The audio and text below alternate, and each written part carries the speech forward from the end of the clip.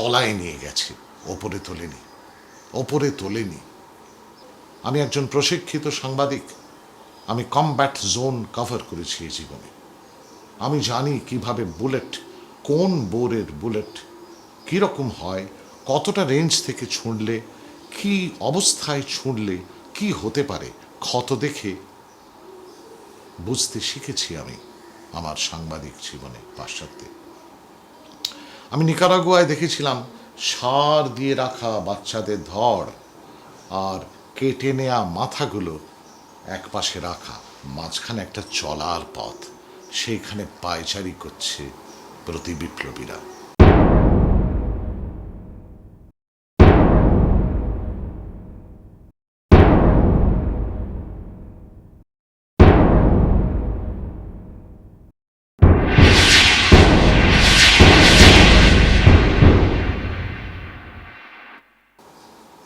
আর মাতৃভূমিতে আমি দেখলাম অসহায় মানুষ, কপালে একটা স্টিকার লাগানো, তার নাম লেখা। আমি ডাক্তারকে বলছি, যে করে হোক ডাক্তারবাবু চলুন সরাই। বলে কথায়, কাকে সরাবেন সুমানদা, কাকে সরাবেন? এক্ষুনি মারা যাবে লোকটা, কোথায় সরাবেন? কোথায় সরাবো আমরা ডিহিউম্যানাইজড হয়ে গেছি। জীবন আমাদের উন্নত করেনি। গত 32 বছরে জীবন আমাদের তলায় নিয়ে গেছে, ওপরে তোলেনি। নন্দীগ্রামে মহিলাদের ধরে ধরে সিপিআইএম দল সেই মহিলাদের ভাইপো ভাগ্নেদের সংগঠিত করে ধর্ষণ করিয়েছে। মমতা বন্দ্যোপাধ্যায় আমায় পাঠিয়েছিলেন দোভাষী হিসেবে দিল্লিতে অত্যাচারিতদের বক্তব্যগুলো ইংরেজি ভাষায় জাতীয় মিডিয়ার সামনে বলতে। একজন অত্যাচারিতা তিনি বলছেন বাংলায়, দাদা ওদের বলো 20-25 জন, বছর 25 ছেলে, আমার ছেলের চেয়েও ছোট, এসে আমায় রেপ করলো। পুরুষ বলে সারাক্ষণই কোথাও না কোথাও লজ্জা করে, বুঝলেন? ইংরেজি ভাষায় আমার এই উক্তিটি অনুবাদ করে মাইক্রোফোনে বলতে হলো। বলার পর আমার সেই বোন আমাকে বললেন, দাদা এবারে ওদের বলে দাও আমি আবার রেপ হব, কিন্তু জমি দেব না।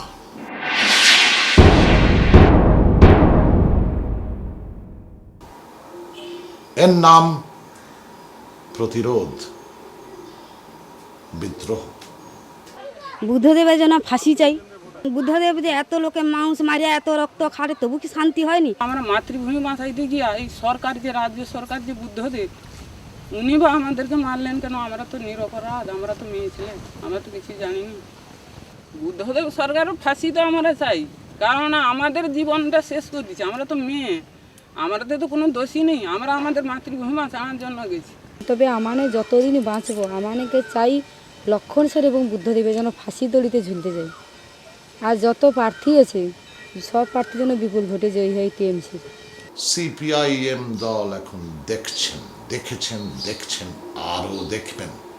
তাদের দালালরাও দেখছেন আরও দেখবেন। বিদ্রোহ কাকে বলে? কবি সুভাষকে চিনি বলতে আমাদের এখানে এসেছিল, আমাদের পাশে জড়িত, আমাদের আন্দোলনে সক্রিয় হয়েছে, এখানে এসেছিল এবং আমাদের খুব সাহায্য করেছে। এবং তাকেও চাই যে আমাদের এই যেভাবে প্রার্থী হয়েছে আমাদের যেন তাকেও যেন জেতানোর জন্য আমি খুব সবাইকে আবেদন করছি। জনগণের কাছে আবেদন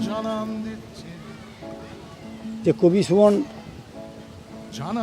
সাহিত্যিক শিল্পী শুধু নয়, যে আপামর জনগণের সিঙ্গুর থেকে নন্দীগ্রাম ভূমি রক্ষার যে আন্দোলন হয়েছিল, তার একজন সুখ দুঃখের সাথী হিসেবে তার একটা ভূমিকা আছে। ওনাকে যদি যাদবপুর এলাকার অধিবাসীগণ আপনারা যদি নির্বাচিত করেন, তাহলে সংসদে উনি গিয়ে বাংলার মানুষের জন্যে, শুধু তাই নয় সারা ভারতবর্ষের মানুষের জন্যে তাদের সুখ দুঃখের সাথী হিসেবে একটা ভূমিকা পালন করে। আমাদের কবি সুমন যে আজকের তৃণমূল কংগ্রেসের প্রার্থী হয়েছে, আশা করব যে ওইখানকার জনগণ, ওইখানকার ভোটার, তারা যেন কবি সুমনকে আমাদের এই নন্দীগ্রামের কাণ্ডের অবস্থা বুঝে তারা যেন আমাদের এই প্রার্থীকে বিপুল ভোটে জয়যুক্ত করে, এই আশা আকাঙ্ক্ষা আমি কামনা। কবি সুমন উনি আমাদের এখানে এসেছেন, আমাদের আন্দোলনের পাশে উনি দাঁড়িয়েছেন এবং এখানকার যে প্রকৃত সত্য, যে প্রকৃত ঘটনাগুলো ঘটছে, খেজুরি থেকে যে বারবার করে আক্রমণ হচ্ছে, বারবার করে গুলি বোমা ছড়ে নন্দীগ্রামকে যে ব্যতিব্যস্ত করা হচ্ছে, নন্দীগ্রামকে দখলের চেষ্টা করা হচ্ছে, এই যে ঘটনাগুলো, এই ঘটনাগুলো সঠিকভাবে উনি ওনার যে টেলিভিশনের মাধ্যমে, টিভির মাধ্যমে উনি পৌঁছে দিচ্ছেন। সারা ভারতবর্ষ শুধু নয়, গোটা পৃথিবীর মানুষের কাছে পৌঁছে দিচ্ছেন এবং আমাদের পাশে, আন্দোলনের পাশে দাঁড়িয়ে উনি আমাদেরকে সহযোগিতা করেছেন। ওনার এই যে সত্য ঘটনাকে পৌঁছে দেওয়ার জন্য আমরা নন্দীগ্রামের মানুষ ওনার কাছে কৃতজ্ঞ এবং আগামী লোকসভা ভোটে উনি আমাদের জোট প্রার্থী হয়ে দাঁড়িয়েছেন। আমি ওই এলাকার মানুষের কাছে অত্যন্ত বিনীতভাবে আবেদন করব যাতে ওনাকে আগামী সংসদে ওনাকে জয়ী করে ওনাকে পাঠিয়ে আমাদের এই নন্দীগ্রাম প্রকৃত ঘটনাকে আরও বিশদভাবে এবং ভালোভাবে যাতে পার্লামেন্টে তুলে ধরা যায়, তার জন্য আমরা বিনীতভাবে আমি এলাকার মানুষের কাছে আবেদন জানাচ্ছি যাতে উনি জিতে ওখানে যেতে পারেন। ইতিহাস তুমি কেঁদো না, পরিবর্তন আসে, চিরক্রান্তির তার অনশন মঞ্চে আমি গিয়েছিলাম, যেতে বাধ্য হয়েছিলাম। সময় টেনে নিয়ে গিয়েছিল আমাকে। মমতা চারপাশে বসলে আমাদের শৌখিন বামপন্থীদের অসুবিধে হয়। বামের পাশে বসলে সিদ্ধ কাম, বামের ঘরে সেধিয়ে গেলেই হয়। তোমার পাশে বসলেই বদনাম, সেই কারণেই চাইছি তোমার জয়। বেশ করেছি, মমতার পাশে আছি, আবার থাকবো।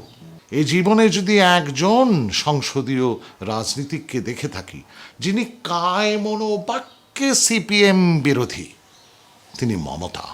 মমতা আমাকে যা সম্মান দিয়েছেন প্রতিটি সভায় যেখানে গিয়েছি, মনে রাখতে হবে তিনি মমতা বন্দ্যোপাধ্যায়।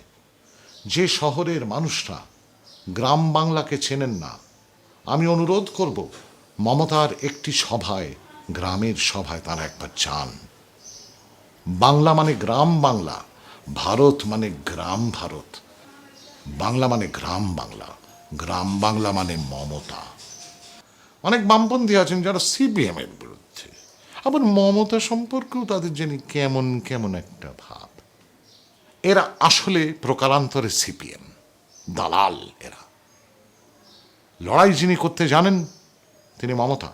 মাননীয় বন্ধুরা, একটা সময় এলো যখন আমাকে এই অপশনটার মুখোমুখি হতে হলো, এই প্রশ্নের মুখোমুখি হতে হলো। অতুল প্রসাদের একটা গান আছে না, আর কতকাল থাকবো বসে দুয়ার খুলে বধূ আমার। আর কতদিন ওই নেপথ্যে থাকবো বলুন তো? আর কতদিন নেপথ্যে থেকে সভা সমিতি গরম করব, গরম গরম গান দিয়ে আর কথা দিয়ে? একবার ফ্রন্টাল একটা লড়াই হোক গণতন্ত্রের পথে। আমি ভোটে দাঁড়িয়েছি কোনো একজনের কথায় নয়, মমতা বন্দ্যোপাধ্যায় হতে লাগে এই কথাটা বলতে কর্মী বৈঠকে, যে মনে রাখবেন কবির সমান আমাদের অতিথি, কেউ তাকে বিরক্ত করবেন না। তার মানে উনি বলতে চাইছেন কবির সমান গণ আন্দোলনের লোক, ঠিক মার্কামারা রাজনৈতিক দলে তার হয়ে ওঠা নয়, ইনি গণ আন্দোলন থেকে এসছেন। উনি বলতে পারেন, it takes a Mamata Banerjee to be so honest, so brutally frank. উনি বলতে পারেন 6-7 মাস ধরে চেষ্টা করে তবে আমি কবিরদাকে রাজি করাতে পেরেছি। শুধু তিনি না, সেই সঙ্গে থেকেছেন বিজ্ঞানীরা। আমি ডক্টর কল্যাণ রুদ্রকে এই গত বইমেলায় জিজ্ঞেস করেছিলাম, কল্যাণ আপনার একটু ভেবে বলুন তো আমি কি ভোটে দাঁড়াবো, ঠিক হবে? কল্যাণ ডক্টর অভিদত্ত মজুমদার এবং আরও কারোর সঙ্গে কথা বলে তার কয়েকদিন পরে আমার একটা ইমেল করেন। তাতে লেখেন, সুমনদা আপনার বয়স হয়েছে, বড্ড চাপ পড়বে আপনার শরীরের ওপর, স্বাস্থ্যের ওপর, অনেক টাকা লাগবে সুমনদা, আপনার তো টাকা নেই। এগুলো যদি আপনি সামলে নিতে পারেন তাহলে আমরা বলবো আপনি যান, আপনি লোকসভায় যান। বন্ধুরা, এই হলো আমার ভোটে দাঁড়ানোর গল্প। আমি গর্বিত যে আজ এই নির্বাচনে আমি অংশ নিচ্ছি, প্রার্থী হিসেবে দাঁড়িয়েছি, মানে সরাসরি আমি যুদ্ধ করছি গণতান্ত্রিক পদ্ধতিতে, গণতন্ত্রের পথে। এ যুদ্ধ হাতিয়ার নিয়ে নয়, এই যুদ্ধ মত নিয়ে, সিদ্ধান্ত নিয়ে, বিবেচনা বুদ্ধি নিয়ে, বিবেক নিয়ে আমি লড়ছি, আমরা লড়ছি। আমি তৃণমূল চিহ্নধারী এই গোটা প্রতিবাদী সমাজের এক গর্বিত প্রতিনিধি যে ভোটে দাঁড়িয়েছে। নমস্কার, আসসালামু আলাইকুম। গণসংগ্রাম দীর্ঘজীবী হোক, মমতা বন্দ্যোপাধ্যায় দীর্ঘজীবী হন, বাংলা বাঁচুক, সিপিএম ভাগুক, গ্রাম বাংলা দীর্ঘজীবী হোক। বন্ধু তোমার ভালোবাসার স্বপ্নটাকে রেখো, বেছে নেবার স্বপ্নটাকে জাপটে ধরে থেকো, দিন বদলের স্বপ্নটাকে হারিয়ে ফেলো না, পাল্টে দেবার স্বপ্ন আমার এখনো গেল না। হাল ছেড়ো না, হাল ছেড়ো না বন্ধু, বরং কণ্ঠ ছাড়ো জোরে, দেখা হবে তোমায় আমায় অন্য গানের ভোরে।